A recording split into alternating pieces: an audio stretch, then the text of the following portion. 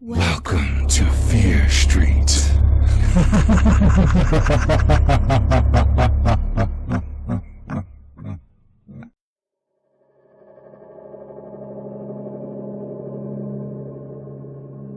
I've always considered myself to be a pretty normal guy in all respects. I've never had unusual interests or a desire to change the world. I've been an atheist for as long as I can remember, much to the dismay of my parents. Religion never made sense to me. I mean, some asshole in the sky is watching my every move and judging me. He allows me to be tempted every day and to suffer, and punishes me for giving into that temptation and rewards me for resisting it. Thanks, but no thanks. That being said, logically I've never had any interest or belief, for that matter, in anything paranormal. That is, until that night. Oh, before I forget, I should probably introduce myself. I'm James. I'm a small-town guy from Iowa, and probably my favorite thing is being outdoors. I love basically all outdoor activities, so as long as the weather permits, you can usually find me outside doing something from sunup to sundown, and even after sundown if I can get away with it. Anyway, now that you have some context, let me get back to my story. Last summer, my friends Brandon, Sean, and I were hanging out in a cornfield drinking. Well, they were drinking. I was drinking water, since I don't drink, and since we needed a designated driver. Me being the only one that doesn't drink, that's always the case.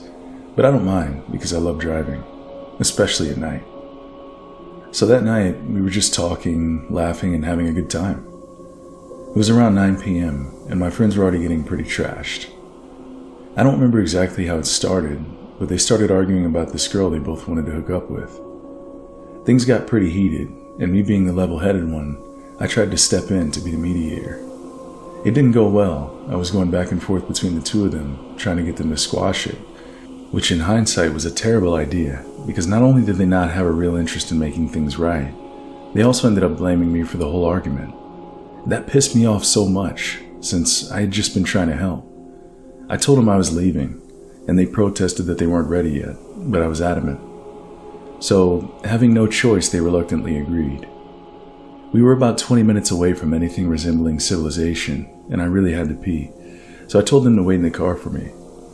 I went out around 20 yards or so to get some privacy and did my thing. With no one around me, and no audible breeze at the moment, it was quiet enough to hear a pin drop out there. It would have probably been peaceful under other circumstances, but I couldn't escape the feeling that someone was watching me. Not wanting to be proven right, I reluctantly scanned my surroundings. Nothing in front of me, or off to the right. Nothing to the left. But when I looked behind me, my fears were confirmed. My eyes just barely caught a glimpse of something disappearing behind the cornstalks.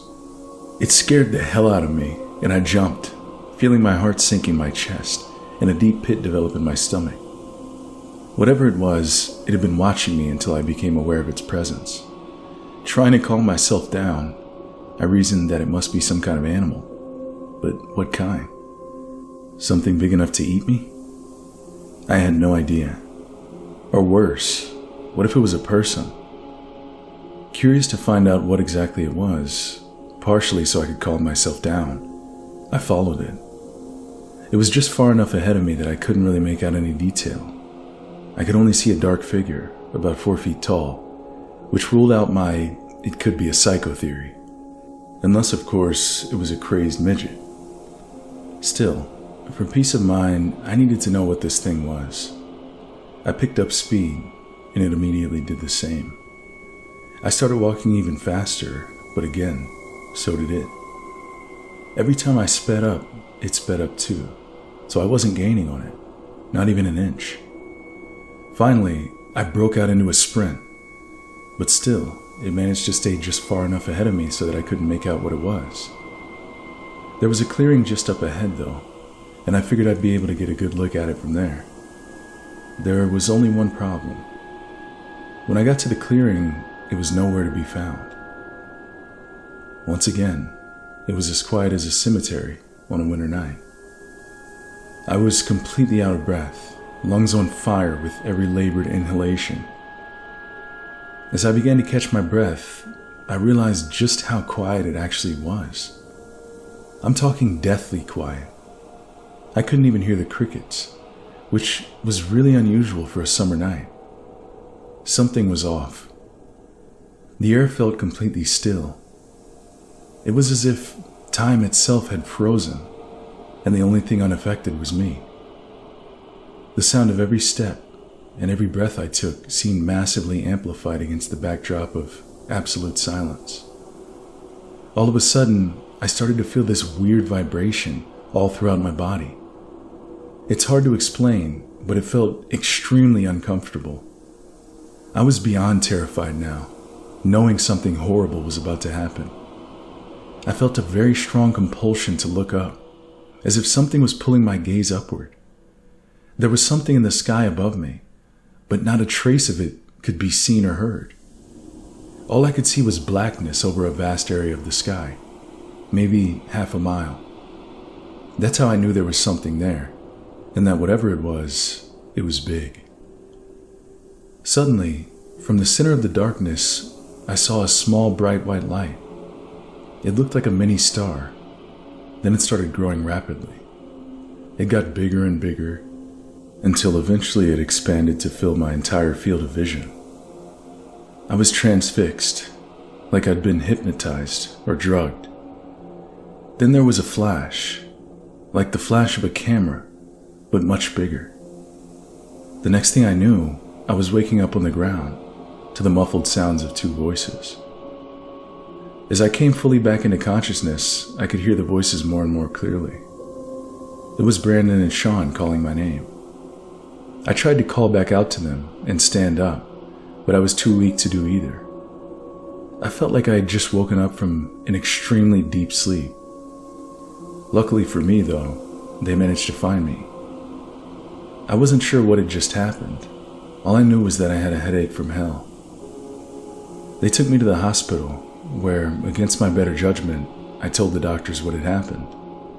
Of course I didn't expect them to believe me, but I knew what I'd seen, and I hadn't had enough time to think of a cover-up story yet.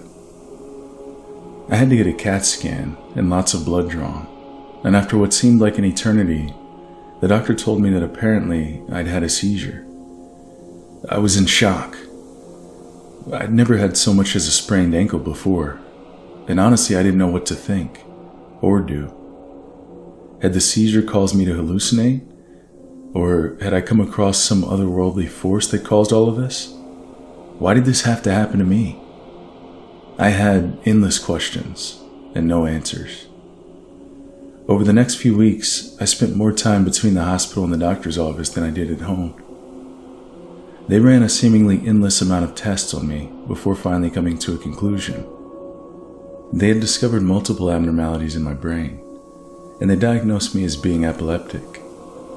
Upon hearing that, I felt sick to my stomach. I felt betrayed by my own body. My perception of the room began to shift. It felt like I was far away from everyone, in a tunnel where sound and space were completely distorted. A tunnel of doom where I was completely alone. I wasn't at all prepared for the massive changes that would take place in my life virtually overnight. Suddenly, I was unable to do many of the simple things I'd always taken for granted. Things like driving, or getting lost outdoors by myself. It felt like someone had placed a dark cloud over my head. I was completely overwhelmed. That overwhelm gradually turned into depression, and I found myself battling my thoughts daily, just to try to keep myself sane. My condition worsened over the next few months, to the point that I couldn't do much of anything without supervision. As if all of that wasn't enough to deal with, the strange events from the field that day didn't stop. Often at night, when I was in the state between being awake and asleep, I'd vaguely catch a figure in my peripheral vision. It would be in the corners of my room, or in the doorway, and would jar me awake. But when I looked in the direction where I'd seen it, nothing would be there. It wasn't just what I saw, though. It was what I felt. I could tangibly feel this presence, stalking me from the shadows. One freezing winter night, I'd nodded off, but something woke me up in the dead of night. My room was pitch black, so I couldn't see anything, but somehow I could feel that someone was in there with me. Their presence had jolted me awake. I laid frozen in place for what felt like an eternity, until I finally got the courage to reach for my lamp. I went to turn it on, but it wouldn't work. I was stuck in the darkness with someone or something, and I had no idea what it was. This next part is going to sound crazy, but I'd swear on my mother's life that it's the truth. My ceiling began cracking, then suddenly split down the middle and opened up.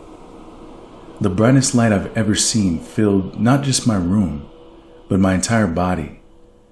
It was as if it was alive. It's hard to explain. It filled my body with a warm sensation. Not temperature-wise. It was like the warmth I imagine you'd feel if you skinned your knee as a kid and your mom or dad cleaned and bandaged it, then gave you a kiss. The best way I can describe it is it seemed to somehow warm my soul. It slowly overtook my entire body. Then I lost consciousness. When I awoke, I was in a different world. A brighter world, where people didn't seem to carry so much stress and pain. As I made my way through this world, I realized that I seemed to be floating. At this time, I knew what had happened. I was dead, and this was some sort of afterlife. I had no idea where I was going, but I felt pulled to continue moving. Eventually, I came to a gigantic palace of a building that looked similar to a library, but way bigger. I felt pulled, compelled to go in, so I did. Inside there were seemingly infinite rows of books, just like a library, and I was completely spellbound by just how massive this place was. From the opposite end of the building, a woman began to approach me. She was very beautiful, with long flowing red hair, and seemed to be glowing from the inside out. To my recollection, I'd never seen her before, but I felt that somehow I'd known her for a very long time. The way that she was looking at me was like that of a close friend or family member that you haven't seen in ages. She introduced herself as Diana and told me to follow her. We went to an aisle of books, and she picked up one with my name on it. I was speechless. She opened it, and inside of it, literally every moment of my life was recorded. But it wasn't just written. As she turned from page to page, I fully relived every experience of my life up until that point, starting from the moment I was born. I felt my heart break when the doctors took me away from my mother, and the happiness I felt when they returned me back into her arms. I felt the fear I had felt when my mother and father would argue. Though I didn't understand their words at the time, I could feel the anger in their voices, even when they didn't shout. I felt the confusion after my father left when I was 3. I couldn't understand why he never came back, but I felt abandoned. I again felt the abandonment when my mother had to start working to support me, and again when she started dating and neglected me emotionally.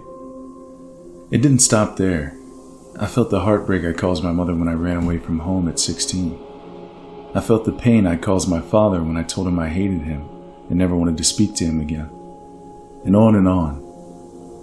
Every experience I'd had, every person I'd hurt, I felt the way I'd made them feel, and it was exactly the same feelings I'd felt time and time again, often before I was even old enough to speak. This went on for hours seemingly, all the way up until the moment I'd lost consciousness in my bedroom, just hours prior. Suddenly, everything made sense to me. Why I'd become the way I was. Why I'd been suffering inside to some degree my entire life. It all stemmed from things that had taken place before I was even old enough to speak. It also became crystal clear to me that I had a purpose, a reason for living, and it was much simpler and much more powerful than anything I probably would have imagined. I also realized how important fulfilling that purpose was to me, that it was my very reason for being.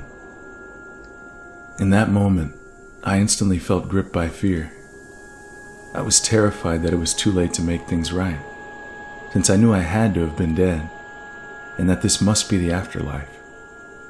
Diana must have somehow picked up on how sorry I was for the pain I'd caused and how much I wanted to go back, because she said not to worry and that there was still time. She said that when I went back, I'd remember this time. Then she put her hand out and I grabbed it. Next thing I knew, I woke up in the hospital in tremendous pain. There was a breathing tube down my throat and an IV in my arm. The doctors told me I'd apparently had a massive seizure and fallen out of bed, cracking my head on the nightstand in the process. The next few months were hell. I had unfortunately suffered some brain damage, and because of that, I had to learn to walk and talk again. I was in the hospital for 6 months straight before I got out, but I didn't care. I was so grateful to be alive that I would have endured 12 months in there if I'd had to. As soon as I got home, I called the number I'd had for my dad. I wasn't even sure it was still his number, since I hadn't called him in years. When I heard his voice on the other end of the phone, I was overjoyed. I told him, "Dad, I'm so sorry. I've blamed you for years for abandoning me and Mom, but now I realize that you were just doing your best. I know that if you could, you'd go back and do things differently, and I just want you to know that I forgive you, and I'm so sorry for the pain I've caused you." What happened next was unbelievable. My dad began to cry. He apologized and said that he'd missed me dearly. Over the next few months, my dad and I got closer than we'd ever been. There were several other people that I apologized to over those first few weeks out of the hospital. Some for big things, some little things. Some were receptive, some dismissive, and some didn't seem to care much. But it didn't matter, because every time I reached out to someone and sincerely apologized, not expecting a single thing in return, not even kindness, it felt like a weight was lifted off of me. I felt lighter and lighter, happier and happier. Meanwhile, I also noticed that the seizures were seemingly happening less and less frequently.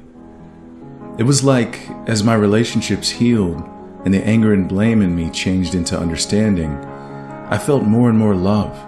And my theory is that it was this love, a level of love I'd never felt before, that allowed my body to somehow heal. To the point that I haven't had a seizure in over 2 years at this point. Someone asked me the other day if I'd had anything paranormal happen ever since then, and I found myself thinking for a moment. My answer was that it depends on your definition of paranormal. You see, paranormal means beyond the range of normal or scientific explanation, and truth be told, I experience things like that every single day. I believe we all do, but we often miss those little miracles that are happening around us all the time. When you look at the statistics, life itself is a miracle. Waking up is a miracle. Growing up in a family of addicts and staying sober is a miracle. Choosing to love yourself unconditionally every day in a world that constantly says you're not good enough is a miracle.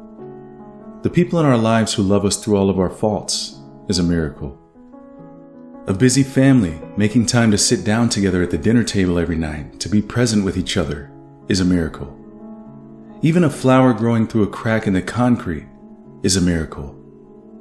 Often in life, we miss the little things because we're preoccupied looking for the big things. And usually by the time we realize how much time we've wasted, it's too late. Trust me, I'm guilty of it too.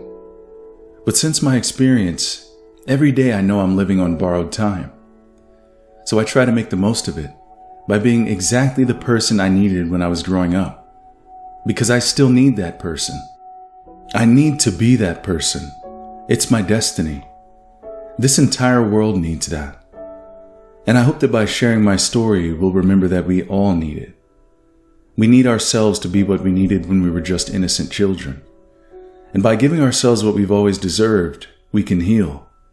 We can be what we were always meant to be. Whole.